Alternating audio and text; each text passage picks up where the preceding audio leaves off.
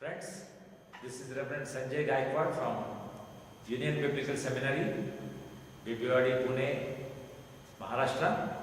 I am also the Associate Presbyter of All Saints Church, an Anglican church in Khadki, Pune. Thank you. Good morning, people of God. It's a privilege for me this morning to join you all in worshiping the Lord. It's also a great joy to bring God's word to you. We are into the Christmas season. If you open a Christmas card, you would come across some very significant words in a Christmas card. Words like joy, happiness, peace, love mark the Christmas cards. You will also find one more word, hope. And I would like to share with you a few thoughts on this word hope as we meditate on God's word. It is my habit, maybe a bad habit, to ask questions when I speak, when I preach. And there are two questions I normally ask in a new congregation or new church where I share the word. The first is, have you brought your Bibles? We come to hear God's word. And so we must have our own Bible with us. We must carry our Bible to the church or to the place where we want to hear God's word. And so if you have your Bibles, please open it to the epistle to the Romans, chapter 15. And though there's a big passage, I would like to concentrate just two verses. Romans chapter 15.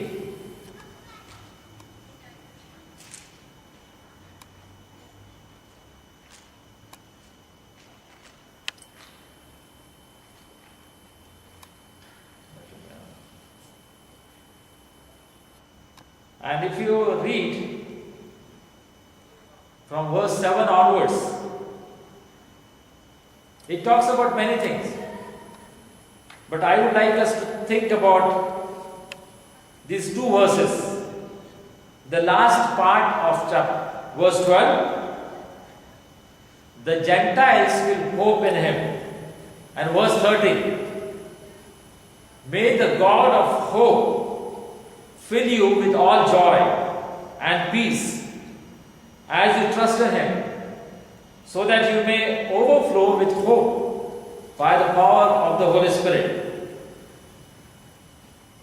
There are three aspects of hope that I would like to share with you.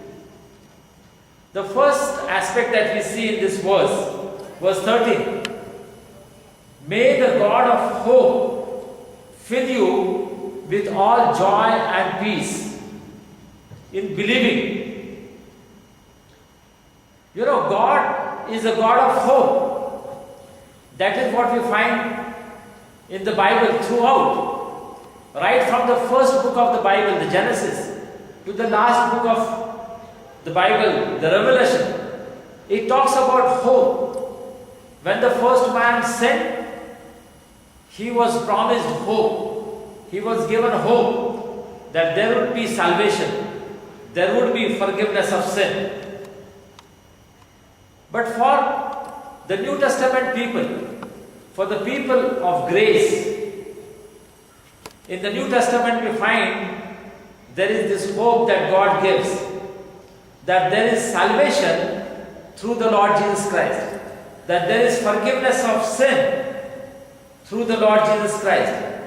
And what a time of Christmas, when the whole world is celebrating joy. The Christmas season also reminds us that God brought hope in the lives of people who were hopeless, who were without any hope. There was no future because of their sin. And today also it makes sense. We live in a world which is full of chaos, confusion, problems, difficulties. We hear of wars, we hear of atrocities, we hear of pain and suffering. And in this world, the Word of God brings us hope, because the God of the Bible is the God of hope. He brings us joy and peace in the midst of suffering, in the midst of pain. But also I find here, this verse tells us, joy and peace in believing. Hope is given to people who are willing to put their faith in the Lord Jesus Christ as their Savior and Lord. So hope is promised to all those who come to God in faith, receive Jesus as their Savior. There is this promise of hope that their sins will be forgiven. They have a new life. They have a great hope in future. That is the first part. That in believing, there is hope in God. But also, it is not a momentary hope. It is not hope for one time. But the verse further tells us, so that you may overflow with hope by the power of the Holy Spirit. This hope is not just for one time, a temporary hope, but it is overflowing. So the life of a believer in the Lord Jesus Christ is such that this hope not only fills his life, but it is overflowing from his life. That the people around him will notice that he has hope. My question to you this morning is this: have you experienced this hope overflowing from your life? Have people noticed this hope which is overflowing from your life? I believe that the life of a Christian should be marked with this hope. It is not so much with the decorations that we do. It is not the Christmas cookies and goodies that we enjoy. It is not all that outward things that we are doing. But it is that inward hope which is filled in your life, which God has filled you with, and it is through the power of the Holy Spirit that is overflowing. And the world will take notice. The world around you, your friends, your neighbors, the place where you work, your colleagues will notice that your life is filled with this hope. And so it is not only limited to Christmas, but it goes beyond. All through the year, people will notice that your life is filled with hope because it is overflowing hope. There is another aspect to this hope. Verse 12, the last part, it says, the Gentiles will hope in him. And if you read verse 7 onwards, it talks about different aspects of this hope that the Gentiles have. This hope is promised not only to the believers in the Lord Jesus Christ, but every person who is willing to put their faith in the Lord Jesus Christ.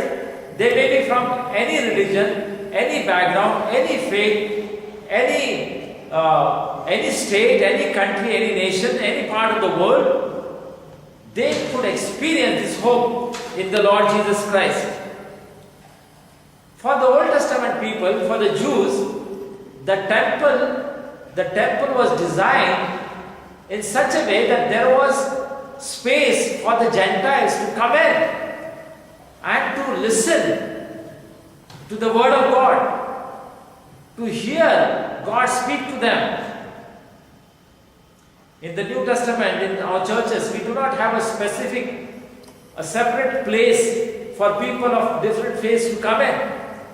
But our doors are always open. The church is always open so that people of all different kinds of backgrounds and faith can come in and experience this hope. Because this hope is not only limited to the Christians, to the believers, but it is for the whole world.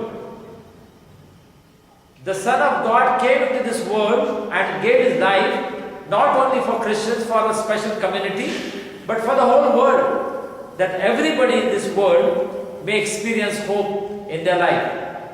So my challenge to you this morning, has God filled you with this hope? Have you experienced your life being filled with this hope? Being filled with the Holy Spirit, with this hope in such a way that it is not only in your life, but it is overflowing from your life. That others are taking notice of this hope that you have. Not only it is overflowing from your life, but also that it is attracting others, so that people of all different faiths can come and experience this hope through your life. So the challenge for us this season is to share this hope with people who are hopeless. So let me close with this thought. Christmas will come and Christmas will go.